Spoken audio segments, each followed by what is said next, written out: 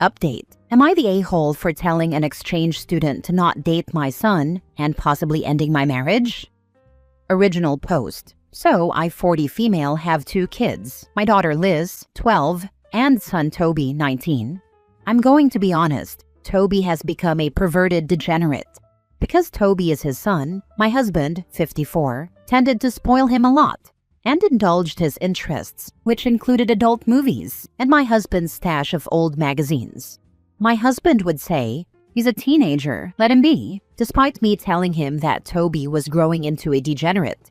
This was especially true for Asian women. We had an Asian cleaner, we're pretty well off, whom Toby would hit on and harass until she smacked him in the face when he tried something to her.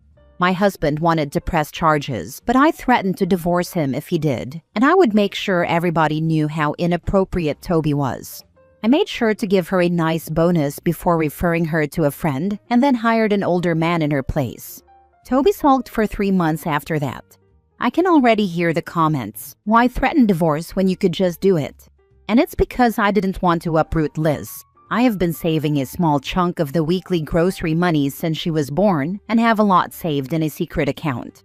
I originally planned to get the best divorce lawyer once Liz goes to college and leave him, but considering everything that happened these past few hours, I may need to move my plans up. I realized I was basically groomed not long after Toby began exhibiting that problematic behavior, and I think fetishizing exotic women is hereditary, as my husband is white and I am Latina. Most of the community knows I was groomed, so I have a lot of friends in the neighborhood because of it. They serve as my eyes, and it keeps Toby in check while in public, something he makes clear annoys him. Anyway, our neighbor recently had his prior exchange student come back for a visit. He hosted her a few years back. For the sake of the post, I will call her Kimmy. Kimmy is incredibly bright and happy. She's always smiling and waving at people in the street. This would all be fine and dandy if she hadn't done so to Toby, whom she caught coming back from hanging out with friends. She was on my neighbor's front porch, having tea with my neighbor's wife, when they caught each other's eyes. To be honest, Toby was smitten, but I didn't trust it. I noticed he and Kimmy would talk for hours on the porch the following week, and we even had her over for tea a few times during that week. Liz absolutely adores her, and the two would talk about fashion and the newest anime and manhwas. I have no idea if I spelled that right, but the Korean version of manga. Fast forward to 2 days ago and we're having tea. Kimmy, my neighbor's wife, and I. Kimmy asked if she could possibly date Toby, and both my neighbor's wife and I froze up. I put down my cup and was blunt. I told her Toby was a lot like his father in the sense that he doesn't see women the way a gentleman should. I brought up the Asian maid and told her Toby might look at her the same way, even if he doesn't seem to right now. I then explained my husband was the same way, love bombing and cherishing me, and I realized too late the kind of man he was. My neighbor's wife cut in, saying she knows I'd tried to set Toby straight, but some natures are too strong to change. I then finished by saying that if she did decide to date Toby, I would be honored. I also informed her that I'd have her back if Toby ever tried to pull anything shady, and so would most of the neighborhood. Kimmy silently nodded, seemingly understanding. Now Kimmy is ignoring Toby. She came over this morning to pick up Liz for a shopping day, and Toby tried to say hi, but she just ignored him and told me goodbye before Liz shut the door. Toby mumbled a slur while pouting, and I had enough. I rolled my eyes and said something along the lines of, "And that's why I warned her about you." I honestly didn't mean to slip up, but I was exhausted from lack of sleep. I have chronic migraines. Toby looked at me, and it looked like heartbreak, but I looked him straight in the eyes and told him, "I tried to make you a gentleman, but you and your father kept acting like perverted a-holes. If you want to blame anybody, blame your father. He allowed you to become this way." Toby stormed to his room, and I got a text from my husband an hour later, asking why I would sabotage my own son like that. I texted back basically the same thing, that I had enough of Toby looking at women like objects, and that if he had been a good father, I wouldn't view my son as a pervert. We had a chance to fix his behavior, but he enabled him. My husband is now furious with me, and Toby has yet to leave his room. Liz and Kimmy are still out, and I texted my neighbor's wife to ask if the two can sleep over at her place, since I have a feeling my husband is already going to start a fight with me. The neighbor offered to come over and act as a mediator and shield. He's a big guy, and I took him up on that offer. I'm shaking, I'm scared, and I probably imploded my marriage. All because I warned a very kind girl about the kind of boy my son is. I feel like I'm about to throw up. I have no idea what my husband is going to do or say. All I know is he's mad, Toby's mad, but Liz and Kimmy are safe. My neighbor said he's going to be over before my husband gets home, and I honestly am left wondering if what I did is actually for the best. Am I the a-hole for warning an exchange student about my son and ruining my marriage? Now for the top comments before reading the update. Not the a-hole. The fact that Toby reacted to rejection with a slur is all you need to know about how things would have gone with her. I think my jaw literally hit the floor when he responded to her guardedness with a slur. For a fraction of a second, I nearly felt bad for this kid, but all sympathy got sucked dry with that one. I do think you need to rethink your current living situation regarding you and your daughter, though. You are well aware that you live amongst perverts, and I'm sorry, but your daughter's 12. As sick as this sounds, she's not safe around your son now, and she's not going to be safe around him, period, at 16, 17, 18. Y'all gotta go. You're not the a-hole, but you will be if you continue let your daughter live in this type of environment. Not the a-hole, and holy crap, get the entire cavalry. The entire neighborhood is going to want a piece of him if he hurts you. I'm so sorry this is happening to you, OP. Does Liz know her brother's a pervert? You're sweet, thank you. Liz does know. She never has friends over because she's scared Toby will try something. My sister is the same way with my brother. I confronted my mom point blank on it. I told my mom that what he was saying to girls my sister's age was what adults on the internet said to me to groom me. I was in a lot of Facebook groups. It really put into perspective what he was doing. Don't fret, okay? You basically have the neighbors on your side. Pretty sure no matter how much money your husband has, a judge can't ignore that many character witnesses. I suppose that's fair. Thank you for the insight. Are you sure Toby hasn't tried something with his sister or cousins? It isn't too late to teach Toby about boundaries and consent, what is legal and what is not. My husband is an only child, and all my family lives in my home country, so visits are rare. I don't think he's tried anything with his cousins, and even if he did, I'm pretty sure his uncles and male cousins would beat the crap out of him. I have talked to Liz, and she told me he's never done anything to her or her friends, but they say he gives off creep vibes and just watches them from a distance. Liz knows that if anything does happen, I'm safe to talk to. Toby has assaulted people before. He was expelled from school twice before age 16 for touching staff and peers. That was one of the first times I had him tested. So he has a track record of this kind of behavior. It's why the whole neighborhood watches him. Ever since his second expulsion, he hasn't had any legal trouble. The people he assaulted before dropped the charges once he was expelled, and the cases were settled out of court both times. Now for the update a month later.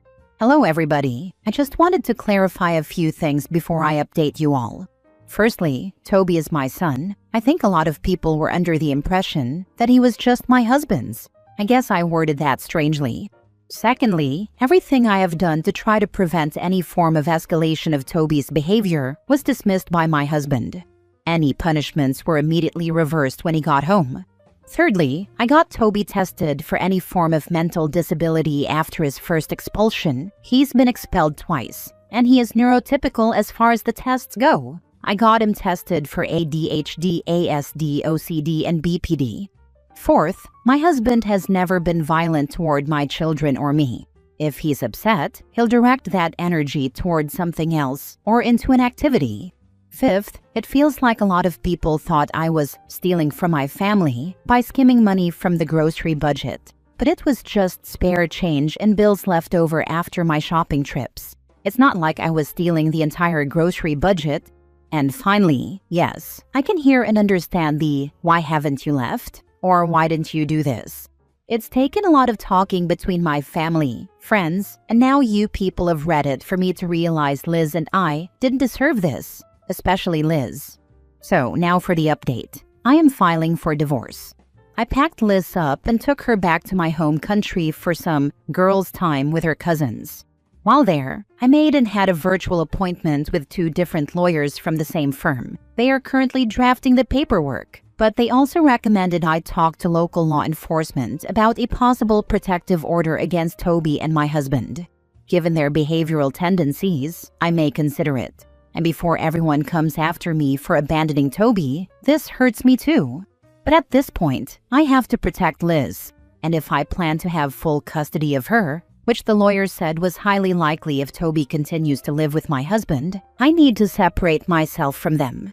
I'm still in my home country, talking to my family about everything. Just as I confirmed before, Toby has not gone after any of his cousins, I asked, since I needed any additional accounts for legal reasons. Right now I'm okay, but honestly, I don't know if I'll update again. I just really want to put this entire situation to rest, so I may see you guys again, or I may not. But thank you all for the support, advice, and courage. Please be careful. Your husband may have international law on his side if you file for divorce while out of the country, especially if you and Liz are not citizens of whatever country you are currently visiting. You need to make sure that the legal firm you are working with is very familiar with international divorce and custody laws while you pursue this while outside the country you and Liz have been living in. Also, as a follow-up to your last post, no, degeneracy is not hereditary. Fetishizing exotic women is not hereditary. These behaviors are not coded in DNA. They are taught, and your son was taught to behave this way by his father, which also means you're going to need to think about your role in your son's life. I'd suggest you prioritize therapy for you and your daughter separately, ASAP. Next story. Am I the a-hole for not letting my fiancé's parents stay in our house while we're away on our honeymoon? My fiancé, 29 female, and I, 31 male, are getting married next month. We've been together for 5 years, living together for 3, and we finally bought our first home last year. It's not huge, but we're really proud of it. We paid for every piece of furniture ourselves, renovated the guest room, and it truly feels like ours. The issue came up during a family dinner when her mom casually asked what dates we'd be gone for our honeymoon. When we told her, she smiled and said, "Perfect, we'll stay at the house while you're gone. It saves us a hotel." I honestly thought she was joking. Turns out, she wasn't. They live out of state and were planning to stay for the wedding anyway, but now they're acting like it's a done deal. They'll have full run of our place while we're away. I just don't feel comfortable with that. They've never stayed in our home before, and her mom has this habit of going through drawers, reorganizing things, and making helpful suggestions about how we should decorate. Last time she visited, she actually rearranged our spice rack and hung a mirror in a different room without asking. I told my fiancé I'm not okay with them staying while we're not home. It's a trust thing. I'd feel way better if they got an Airbnb or a hotel. She said I was overreacting, and that they're family, not strangers. I told her I wouldn't feel right enjoying our honeymoon if I'm constantly worrying about what's happening back home. Now she's upset, saying I'm being cold and setting a bad tone with her parents before we even get married. But I feel like it's a basic boundary. We worked hard for this house, and I don't think it's crazy to want some privacy while we're gone. Am I the a-hole for saying no to letting my in-laws stay in our house during our honeymoon? Now for the top comments. This is going to be your marriage. Good luck. There are things you talk about, and those things are a 2-yes decision. This is one of those things. You're right, this is our marriage, and it starts with making joint decisions, not just dodging confrontation. A 2-yes decision is a perfect way to put it. It's our home, not just mine or hers. If even one of us isn't comfortable, that should be enough. Lots of decisions in a relationship are 2 yeses situations. This is one of them. If your partner is uncomfortable with something, you don't force that on them. I'd be reconsidering the wedding. Not the a-hole. Your mother-in-law has overstepped in the past. She will do it again. Just say no. If your wife isn't on your side, time for a serious conversation with her. Invest in coded locks for your doors and change the codes right before you leave. From now on, whenever mother-in-law oversteps, you must call her out. Every time. Otherwise, she'll become unbearable when you have children. Appreciate the advice. This definitely feels like one of those moments where we need to be 100% aligned before the marriage. If we don't tackle this now, we'll be playing catch-up with boundaries forever. I've been doubting myself because she made me feel like I'm being rigid, but honestly, a week of anxiety during our honeymoon is not worth it. No, she has some kind of agenda. She didn't ask, she declared. Past behavior is the biggest indicator of future behavior. I wouldn't be okay with this either. I'm glad someone sees this clearly. She didn't ask for permission. She gave herself access. I think that tells me everything I need to know. Last story. Am I the a-hole for calling off my wedding because my fiancé wanted his ex to cater the event? I, 27 female, recently called off my wedding to my fiancé, 30 male, and now everyone is acting like I'm the villain. We have been together for 2 years and got engaged 3 months ago. Wedding planning has been stressful, but mostly smooth, until it came time to finalize the catering. My fiancé insisted on hiring a specific caterer he has worked with in the past. He's in event planning, and I was fine with that, until I found out who she was. Turns out that the caterer is his ex-girlfriend of 4 years. They dated seriously, lived together, and only broke up before he met me. He didn't tell me about that. I found out from his cousin Barkley. I brought it up calmly, and he admitted it was her, but said they are on good terms and that she is the best in the business. He genuinely didn't see a problem. I told him I wasn't comfortable with his ex being such a central part of our wedding. He said I was being insecure and immature, and that it's just business. I suggested that there are many good caterers. We should find another highly rated caterer. He refused and said I was making drama out of nothing. That was a huge red flag to me. Long story short, we argued about it for days. His refusal to even consider my feelings over this made me question everything.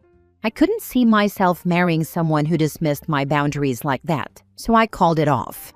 Now his family and even my own siblings are calling me petty and saying I threw away a great relationship over something small.